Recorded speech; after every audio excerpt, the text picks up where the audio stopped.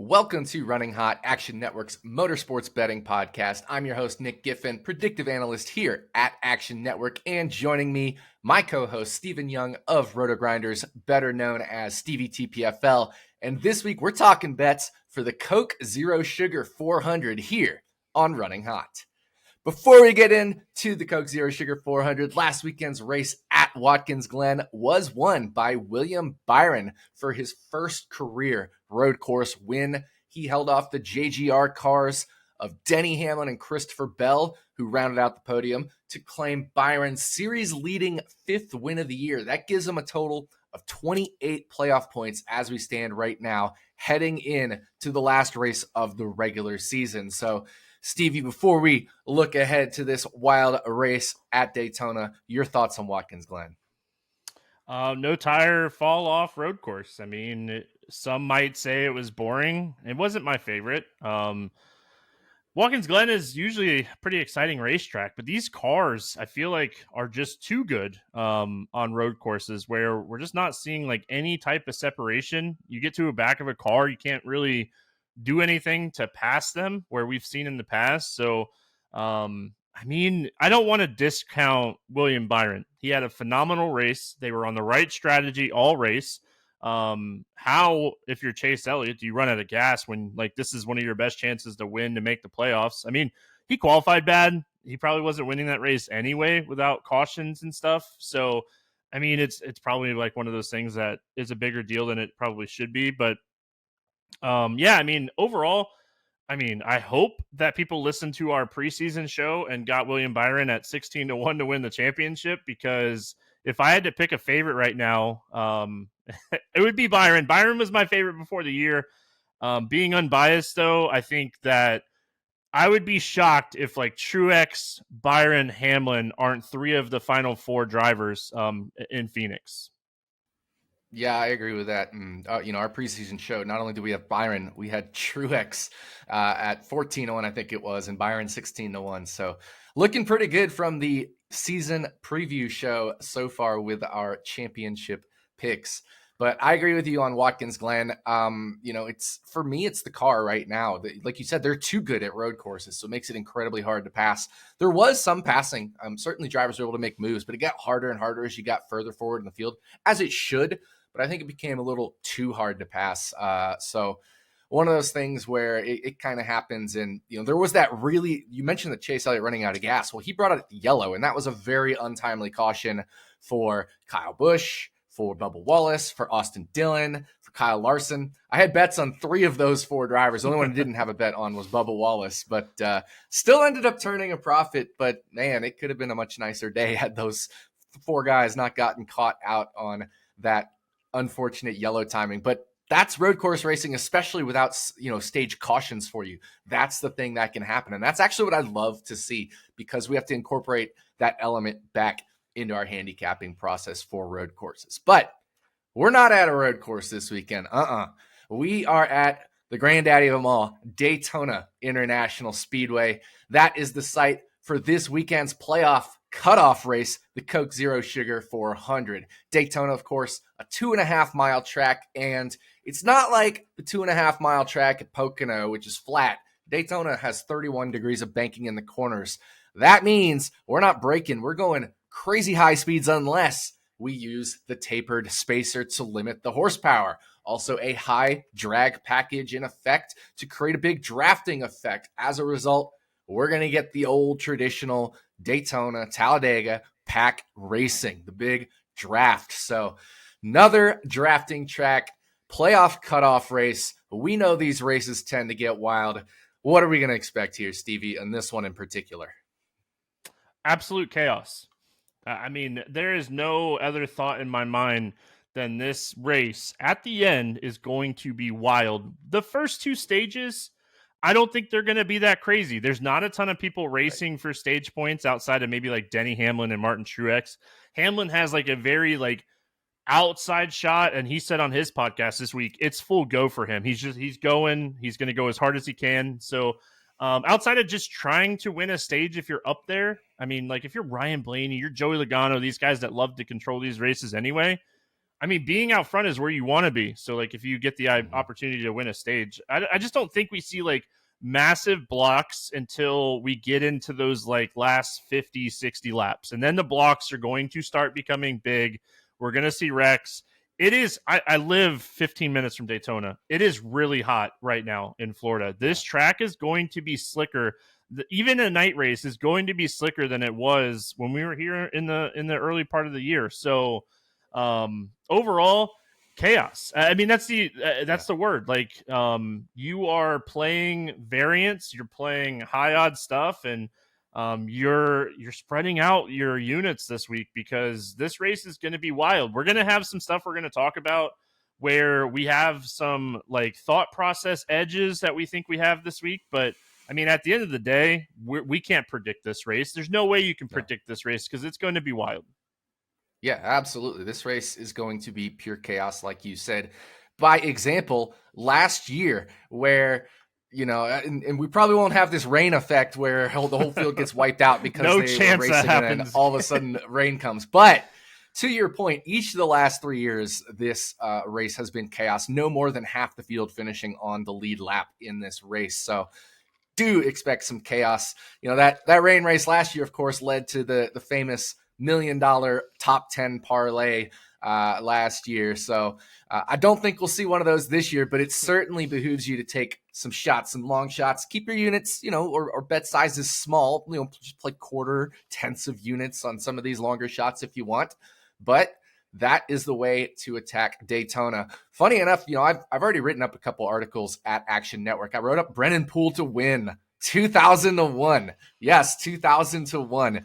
And I wrote up a Denny Hamlin, Bubba Wallace 1-2 finish at 100-1 either way. So essentially like 50-1 odds for the 1-2 on either side. So already written up some very, very long shot bets for this race. Keep those unit sizes small because it's going to be a fun race. But funny enough, I actually have a couple of shorter odds bets for you in the show this week. But, any last thoughts, playoff scenarios, teammates? What are you kind of looking at before we get into the bets? A lot of stuff kind of impacts this week when it comes to this topic just in general, right? And I think you're going to agree with me. Ross Chastain pushes Suarez as much as he can. I mean, no doubt about it. Kyle Busch pushes Austin Dillon as much as he can, no doubt about it. Does Kevin Harvick push one of his teammates? I mean, if Aric Almirola is in front of Kevin Harvick, does Kevin Harvick push him? I know Kevin Harvick wants to win, but is he going to be a team player? He's locked in now. A new winner did not happen last week. Harvick and Keselowski, they're in on points. Nothing can change that. So I just feel like, does Joey Logano and Ryan Blaney help Austin Cindric? So I think outside of like Hendrick Motorsports, because I mean, we have Bowman and Elliott both out. It's pretty straightforward, like how, Michael McDowell helps Todd Gillen. All these scenarios where like Denny Hamlin helps Bubba Wallace and GGR helps Ty Gibbs. Yeah, I mean, Denny already said like he will push Ty Gibbs, but he will push Bubba past Ty Gibbs if given the opportunity. So yeah, exactly. So I mean, like Christopher Bell, Martin Truex, like these guys, and like so I think shout out to Denny Hamlin. His podcast is fantastic, and he was talking about how does Bubba Wallace and Ty Gibbs race each other? Bubba is up 32 points on Ty Gibbs. If there's not a new winner, how does Bubba race Ty? And Denny said, you put your front bumper on Ty Gibbs' back bumper the entire race. You push him the entire race. If he wrecks, you probably wreck. You beat him on points if no new winner. So, I think there's a lot of scenarios. I mean, the best thing I would say is to pull up a team sheet, look at, the teammates. Maybe you get some good, like, positive head-to-head bets on, like, teammates. I know you're going to talk about one, so I don't want to give that out. But there are going to be a little bit of edges in this kind of, like, head-to-heads. And I'm not a huge fan of head-to-heads on super speedways, but I think that there's a lot of head-to-heads that make sense this week when you're processing how the playoffs work. Yeah, I agree with all of that. And, you were mentioning Kevin Harvick. Does he push somebody like an Almirola or a Preece or a Briscoe? Because they all need to win to get in the playoffs. Well, funny enough, literally 2 minutes before, you hopped onto this so we can record, I found Kevin Harvick 45-1. So I bet him because I think 45 is too long. He's Oh 35 yeah. at longest anywhere else. So 45 I thought was just too long. We've got with Kevin Harvick, a situation where he's winless in his final year. You don't think he wants to win in his final year? You don't think he wants to win his final Daytona race? And Oh you don't yeah. think he wants to win for his crew chief, Rodney Childers, whose mother was hospitalized and he had to miss the last race. So I think it's just one of those things where, yeah, probably Harvick plays good teammate, but I think there's still an edge at 45-1 to bet him to win it as well.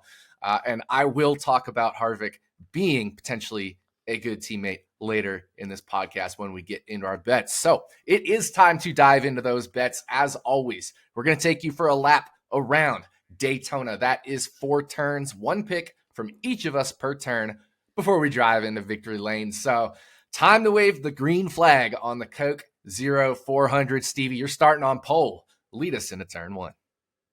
What do you got as we head into turn 1, man? Yeah, I mean, going right into it, right? One of my favorite things about Daytona is taking some longer shots. For what it's worth, like my outrights at Daytona are usually a quarter or half a unit. So this one right here, Bubba Wallace plus 2,000 at BetMGM is a half unit bet for me. Like this isn't a full unit. I will gladly take 10 units if Bubba Wallace wins this race and be super happy with it. How I bet Daytona is I only need a few of my bets to hit for me to have a good week at Daytona. I don't need every single one where I'm betting, minus 110 bets. So Bubba is currently 32 points up on Ty Gibbs for the last spot in the playoffs. We just got done talking about this. I think he plays it safe. I really do. I think that at the beginning of this race, he plays it safe, and half the battle at Daytona and Talladega is being there at the end of the race. So if he does play it safe here early, he has an 8.9 average finish in the last 7 Daytona races. That's the best among active drivers. He's 6th in quality pass percentage on super speedways with the new car. So, I mean, this is a guy, if he plays it safe, he's shown the ability to be aggressive and move through the field. It's a lot harder with the new car, but if we are really expecting a lot of blocking to happen in the final stage of this race, then playing it safe is maybe the best strategy you can have to be there at the end. So Bubba's a fantastic super speedway racer. Getting it at 20-1, I think is very, very good odds here to start the week. I totally agree with you. He's a fantastic super speedway racer. His boss and team owner is a fantastic super speedway racer, Denny Hamlin, of course. And I think the goal for Denny Hamlin is to get Bubba Wallace into the playoffs. Oh, yeah. With a secondary goal of getting Ty Gibbs into the playoffs if something happens to Bubba. And, still, even then, Denny probably would like to win the race and make it harder for somebody like a Ty Dillon to points his way in over Bubba Wallace. So I agree with you. I think Bubba Wallace, great chance to win given both him and his team owners super speedway prowess. But I am going to go with Ty Gibbs in this turn. Not because I don't like Bubba Wallace. I love Bubba Wallace. I think that's a great bet. And that's why I picked that Denny Hamlin, Bubba Wallace 1-2 finish in whichever order. But I also think 6-1 for Ty Gibbs to be the top Toyota is too long. And it's the simple fact of Christopher Bell, Martin Truex Jr., they're locked in. Those are Ty Gibbs' teammates. They have much more incentive to push Ty Gibbs than to win it themselves simply because it's good for the team. So especially if something happens to Bubba Wallace, we could see it. I wouldn't necessarily say a split in the Toyota camp, but we could see maybe Christopher Bell and Martin Truex Jr. helping Ty Gibbs, Denny Hamlin and Tyler Reddick more helping Bubba Wallace if it came down to it at the end of this race. So essentially, if we've got what might be Martin Truex Jr. and Christopher Bell running behind Ty Gibbs, that almost eliminates them from top Toyota contention. Now, not completely, of course, anything can happen in these races, but that is a real plausible scenario, which should make Ty Gibbs at least the average Toyota, if not better, which would be 5-1 fair odds for a 6-car group. So I think 6-1 is just too long on Ty Gibbs at this particular race with this particular set of circumstances. Yeah, I mean, he is going to be the priority for Bell, for Martin Truex, if something happens to Bubba, I think Denny will work with Ty Gibbs. Again, he probably doesn't want Ty Gibbs to win the race unless Bubba wrecks super early and then points like it doesn't matter. Like Gibbs would get in Yeah. anyway. Yeah. So I mean, in any scenario, I think Bell and Truex are helping Gibbs no matter what. And I think we keep talking about how like these teammates are going to help each other and not help each other and all that stuff. But at the end of the day, there's 6 strong Toyotas. They're all going to work together. They're going to pit together. Yeah. They're going to be on the same strategy on trying to win this race. Like, so yeah, I mean, Martin Truex Jr., he has a really good lead. It's possible for Denny to get there. He'd have to win both stages, and Truex would have to get no points. So does Truex sit back? Does he sit back and that help Ty Gibbs be top Toyota anyway? I mean, there's a lot of ways for Ty Gibbs to be top Toyota this week. Yep, I agree with you there. That points battle at the top is another little wrinkle. You could have Truex, Denny Hamlin, and I think those are the only 2 really in contention for the points battle. And then you got 3 guys who are technically in the points battle for that final spot should we not get a new winner, which would be Bubba Wallace, Ty Gibbs, and Daniel Suarez. So I think those 5 drivers will be trying to grab stage points at minimum. But that is, turn 1 here for us, for me and you. We're going in the Toyota camp, but turn 2, we're going to go a little bit different. So we got to, keep bump drafting here through turn 2. All right, Stevie, giving you the push here. What do you got in turn 2? Going to one of my favorite things to do on super speedways is bet top 10s. But unfortunately, Nick destroyed the top 10 market at super speedways last year. So appreciate him for doing that. But I still like this one. It's Austin Dillon top 10. It's plus 185. At this point, like we know who can get in on points and who can't. He can't make the points or make the playoffs with points now. Like it's just not. It's not possible, mathematically. So at plus 185 for a top 10 for Austin Dillon, he has a 21.5 average running position in the last 6 super speedway races with the new car. He sits back and he doesn't need to go run for stage points. He needs to be there at the end of this race. So he's going to sit back and not push this race. And that's what he likes to do anyway. And we've seen him do this. And he has 3 top 10 finishes in the last 7 races at Daytona with wins. So he's won at Daytona multiple times doing this strategy of sitting back and just avoiding the mess. So I think Austin Dillon is one of these guys that can easily get a top 10 this week. So getting him at plus 185 is definitely an early bet that I like. Yeah, and he's super good at these tracks as well. So sitting back, waiting for the chaos to happen in front of him, and then being really good at these tracks is a great recipe to finish inside the top 10 for Austin Dillon there. For my turn 2 pick, we talked about this earlier a couple times or alluded to it. Teammates. Well, Aric Almirola and Kevin Harvick are Stewart-Haas Racing teammates. So I'm going to take Aric Almirola. So despite the fact that I took Kevin Harvick to win the race, I do think that's a plus EV bet. I can make what I think is a plus EV bet here on Aric Almirola minus 110 over his teammate Kevin Harvick. And thankfully, because Harvick's odds are so long, right, I can put like 0.3 units on it to win 20-ish units at the amount I did. I can put 2.2 units on Aric Almirola here, and if either one hits, I still make a nice profitable day. Now, of course, it could be that Harvick beats Almirola and doesn't win the race, and I could lose all of that, but you get the point is you can make 2 plus EV bets that sort of contradicts each other, but they become a natural hedge in a way. But Aric Almirola minus 110 over Kevin Harvick is my pick. The best way to avoid wrecks, run up front. And Aric Almirola, he has led 132 laps in the next gen car at these drafting tracks. So that's including Atlanta as well. Kevin Harvick has only led 24 laps. So it's more likely that Harvick would get caught up maybe in some mess here. According to Greg Mathern of wintherace.com, Almirola has 18.1% of laps run inside the top 3, where Kevin Harvick is only at 10.5%. So that's a pretty big gap. That's almost double for Aric Almirola in terms of laps inside the top 3 versus Kevin Harvick at the 2 big super speedways. Plus, there's always the chance that Harvick plays nice teammate and pushes Almirola, if not to the win, at least tries to push him to the win, which means he'd be riding behind him. So I'm going to go with Aric Almirola minus 110 over Kevin Harvick. Yeah, if you're Harvick, you're definitely helping your teammate. I mean, you do want to win the race, don't get me wrong.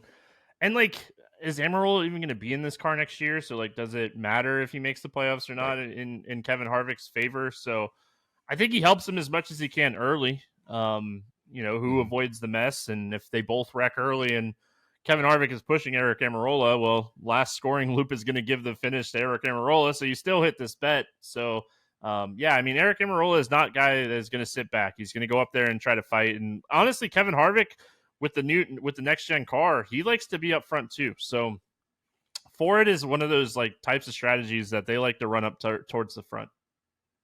Yeah, totally agree with that. So that is turn 2. We're going to head to the backstretch. But before we move on to turn 3, gentlemen, for those of you listening, I want to remind you that first impressions matter. And if you're not taking care of your skin, people will notice, especially as you get older. Yes, fellas, I'm talking to you. Luckily for you, it's not that difficult. You just don't have the right tools, but that's where Caldera Lab comes in. Their products reduce the visibility of wrinkles, fine lines, and signs of aging. Show your skin who's boss and make a great first impression with Caldera Lab. The Caldera Lab regimen is just 3 products: the clean slate, the base layer, and the good. The clean slate starts and ends your day, leaving all skin types feeling refreshed. But my personal favorite, the base layer, is your daily moisturizer. I personally find that extra useful to hydrate my skin and prevent myself from drying up like a prune in this dry desert heat. The good, it helps tighten your skin as it's packed with antioxidants. In fact, 3.4 million antioxidant units to protect your skin. No other brand does this. Better yet, Caldera Lab is the only brand that even cares about this enough to know. By using the regimen daily, you're using product packed with nature's purest and most potent ingredients. And you know me, I'm a data guy, and data shows that 94% of men's skin showed an overall younger appearance after using their products for only a few weeks. So start now and you'll look younger before the end of the 2023 racing season. I just started using the regimen myself and I can already tell a difference. I know by the time that I turn 40 in just a couple months, I'll be well on my way towards preventing my skin from looking like 100 lap old tires. And there's more. The Caldera Lab Icon Eye Serum addresses the 3 most common concerns about the eyes. That would be fine lines, dark circles, and puffiness. So 1 minute in the morning and at night is all it takes to reduce skin damage caused by aging, weather, and sweating out those green-white checkered finishes. So, just for the running hot audience, we have an exclusive offer, their best offer anywhere. Use code RUNNING at calderalab.com and get 20% off right now. That's 20% off with code RUNNING at calderalab.com and make unforgettable first impressions that lead to the charming words, "You look younger." 20% off at calderalab.com with code RUNNING. All right, Stevie, now we have to dive into turn 3. What do you got for us in turn 3, Stevie? Well, I mean, you just went top Toyota, so I feel like I gotta join in on the fun here. I'm gonna go top Ford. It's Austin Cindric at 10-1, so I like this for a half unit. I mean, it goes back to what we were just talking about. Will his teammates help him? And I feel like if you're Penske and Roger Penske has no problem saying, "Hey guys, this is what you're doing," and like you can't say no to that guy. So I feel like the meetings this week, Joey Logano and Ryan Blaney are told, we need this 2 car in the playoffs. Go get this guy in the playoffs. And I mean, Penske, when we go to Daytona, I mean, they have to be at the top of the list as far as favorites. Go look at the odds. Blaney and Logano are 2 of the biggest favorites to win this race. So in the 6 super speedway races with the new car, Cindric has a 13.8 average finish, which is the 4th highest among active drivers. He's finished inside the top 5 in 2 of the last 3 Daytona races with this car. This is the 5th highest quality pass percentage at Daytona with the new car as well. I mean, he's been great on these super speedways, and now you're telling me 2 of the best are going to help him? I just, in my mind, this is just a simple, I think his teammates are going to help him edge bet, And if he's getting help, I think Cindric has a legit chance to win this race. Not only as like get top forward, but if you want to take him to win this race as well and throw a half a unit on that, I'm not going to talk you out of it, because I do think that with Logano and Blaney helping him, I think it's huge. Dude, you've convinced me. I'm gonna take this top forward 10-1. I'm gonna take that 25-1 to win at BetMGM. Actually, no, I don't think I'm going to, because I have a field bet that includes Austin Cindric, so I don't need to take that. But if you want to, and I think you should, if you don't have the field bet, which I think most of you don't, I think Austin Cindric 25-1 at BetMGM is a great bet. You've totally convinced me here. So really like that. I'll wait, of course, for the episode to air before I go bet this, so that y'all have a chance to grab it as well. But really, really like that bet for you there. Stevie, my turn 3 pick, I should say. We're going to do a little call response here. Again, using some data from Greg Mathern at wintherace.com.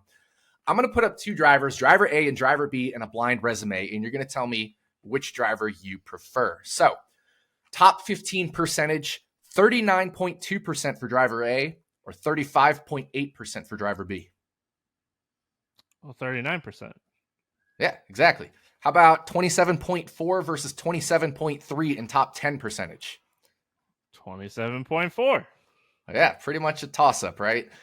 In top 5 percentage, 13% versus 10.2%. All right, I see a trend here. Let's go to that 13%. Yeah, and then we're going to have 8.5 versus 1.7 in the top 3, and 3.4 versus 0.2 in laps led. So in driver A, takes the cake in all of these top 15, 10, 5, 3, and top 1 laps led percentage in terms of the percent of the laps they've run. Driver A is Harrison Burton, and driver B is somebody people love at super speedways, Michael McDowell. Harrison Burton has actually outperformed Michael McDowell in terms of where they run on track. Just Burton hasn't had any good luck. He's only finished on the lead lap once in 10 next-gen drafting races. He's been caught up in pretty much every wreck possible. He's had some other bad luck as well. But if he finishes on the lead lap, he should be running near or ahead of Michael McDowell. Plus, he can tail on with Joey Logano, Brian Blaney, and Austin Cindric, because he is an affiliate teammate to them as well. So even if Harrison Burton wrecks, this race is going to be so chaotic, it's quite possible Michael McDowell wrecks out first. So it's just one of those things where Burton is plus 120 versus Michael McDowell. But that, to me, that just doesn't make sense. These two guys are essentially a coin flip. It just comes down to the finishing luck and being in the right place at the right time. And Harrison Burton has had arguably the worst luck of anybody in the next gen car at these drafting races. So I'm going to take the positive money here. I'm going to take Harrison Burton plus 120 over Michael McDowell. Yeah, I mean, any plus odds head-to-head is something that I'm interested in. If the cars are like anywhere close in equipment wise, I think that getting a plus head-to-head bet at Daytona is fine. So I'm not going to sit here and talk you off of it. I can't talk you off the ledge on this one, Nick. I am perfectly okay getting plus money with Burton over McDowell. Yeah, exactly. I very rarely bet minus money odds at super speedways. Of course, Aric Almirola is the exception here for me to the rule, but I do, like you said, I love those plus money odds. So that is turn 3. We got one more turn left. Time to dive into turn 4. All right, Stevie, lead us into turn 4. Going to another top 10. I mean, this is a top 10 a year or two ago. We probably would have got it like plus 500. So again, thanks, Nick. But yeah, we're getting Corey Lajoie at plus 215. Corey Lajoie is someone I love on super speedways. He's another driver that will sit to the back and move to the front at the right time. So he's going to be aggressive. Like, I don't think it's crazy to think that like Lajoie has a chance to win this race with the next gen car.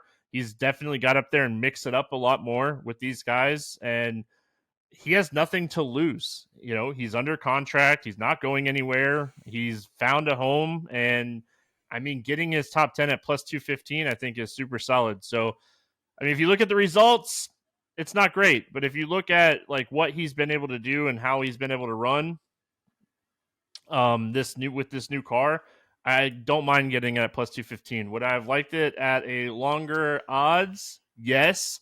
But I like getting these like crazy top 10 bets in at Daytona because I really, at the end of the day, think anyone can get into the top 10.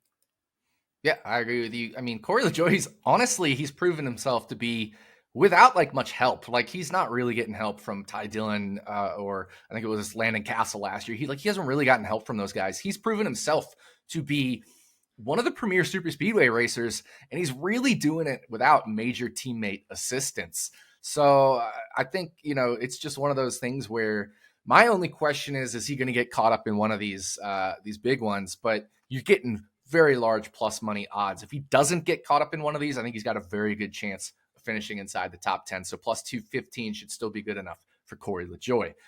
I'm going to go with, instead of a top 10 bet, I'm going to get a little bit longer on the odds and go top 5. And I'm going to take Kyle Larson for a top 5 finish at 4-1. Now, I know Kyle Larson stinks at super speedways. That's what the prevailing thought. But he's gotten much better recently. He doesn't have the finishes to show for it, but he spends a ton of time inside the top 15, the top 10, the top 5. It just has not translated well into finishes. In fact, if you look at the amount of time he spent inside the top 5, that is more than 25%, which if we just randomized the laps, that would equate to better than 3-1 odds, like around plus 275.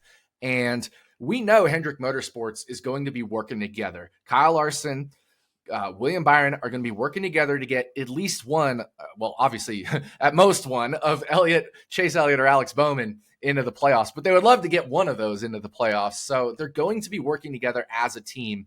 And so while I don't want to take Kyle Larson to win this, getting that top 5 gives us a little more wiggle room. And, if you look around the industry, he's anywhere from plus 225 for a top 5 finish to plus 300. So plus 400 is at least a 5% raw edge, right? 3-1 is 25% implied odds. So he'd need to finish in the top 5 at least 25% of the time to make money. But with 4-1, he only needs to finish inside the top 5 20%. That extra 5% is pretty huge for me.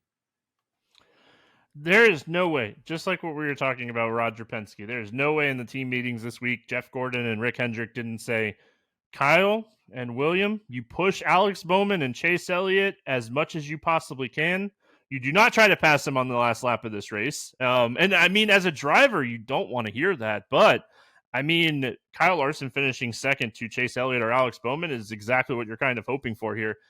Because, I mean, Chase Elliott doesn't have as long of odds. So I think both of us are hoping it's Alex Bowman that's getting pushed across the finish line. But there's no way that those meetings didn't happen this week. Let's just be honest. I mean, Chevy as a whole, like, hey, let's try to get Austin Dillon in. Let's try to get, one of Alex Bowman. Because, I mean, at the end of the day, it's a better odds for Chevy to win the championship. And, I mean, that's what they want as a manufacturer. So, yeah, not only was it Rick Hendricks, but they'll have manufacturer meetings on, like, Friday night, Saturday morning. It's going to be, hey, we need to get these guys in the playoffs. Yeah, and you just look at the overall theme of our bets this week. Like, you got Bubba Wallace. Denny Hamlin will be pushing Bubba Wallace. Ty Gibbs, Joe Gibbs Racing should be pushing Ty Gibbs. Austin Dillon, Kyle Busch should be pushing Austin Dillon. Aric Almirola, at best, you'd think Almirola is better than Harvick, or Harvick may push Almirola. Austin Cindric getting pushed by teammates. Harrison Burton McDowell's a little different, but and Corey LaJoie is a little different, but then Kyle Larson should be pushing his teammates. So if that happens, he will end up in the top 5. So our bets are really themed around a lot of the teamwork. And it was same with my, Hamlin Bubba bet earlier in the week. So just one of those things where a lot of our bets are correlated around these teammate correlations as well. So Stevie, we have completed the lap around Daytona. Only one thing left to do. Lead us into victory lane. What are we doing? We're going to Alex Bowman. He's 25-1 over on BetMGM. We just got done saying that we think Kyle Larson and William Byron will be pushing Bowman. And I feel like these cars are going to be trimmed out. Hendrick is going to send the 2 best cars they have with Alex Bowman and Chase Elliott this week. So, I mean, getting Alex Bowman at 25-1, I don't think people realize just how good he's been on the super speedways with the new car. He's run 5 of them. He has a 13.2 average finish, which is the 3rd highest among active drivers. He has one of the best quality pass percentages. So he's been able to not only run really well and finish really well, but he's also been able to pass drivers. So he's definitely figured out a lot more with this new car. And I mean, again, like we're so used to coming to Daytona and Hendrick having a ton of speed. Well, I mean, I would not be shocked, and I don't think you're going to be shocked if we have like Hendrick having 4 cars starting in like the top 6. I think they're going to be trimmed out for speed and say, hey, it might be a little tight and it might be a little free, but you're going to be fast and you're going to unload with speed. And I think that's kind of what we're hoping for with Alex Bowman at 25-1. Yeah, I agree with you right there. And let's be real. If it does come down to these 400 cars where 2 of them are pushing 2 of them, Alex Bowman's 25-1 and Chase Elliott's around 12 to 13, maybe 14-1 at the longest in places, and even down to 10-1 at some places. They shouldn't be that far apart. Obviously, we think Chase Elliott is a better super speedway racer, so he should be favored over Alex Bowman, but it shouldn't be that drastically different. So getting 25-1 on Alex Bowman is really nice value. So that is going to do it for us. Thank you for listening to the Coke Zero Sugar 400 episode of Running Hot, Action Network's motorsports betting podcast. We'll be back this time next week to talk about bets for the Southern 500 at Darlington Raceway. What a way to start the 2023 playoffs. On behalf of my co-host Stephen Young, thanks again for listening, and we'll see you here next week on Running Hot from Action Network.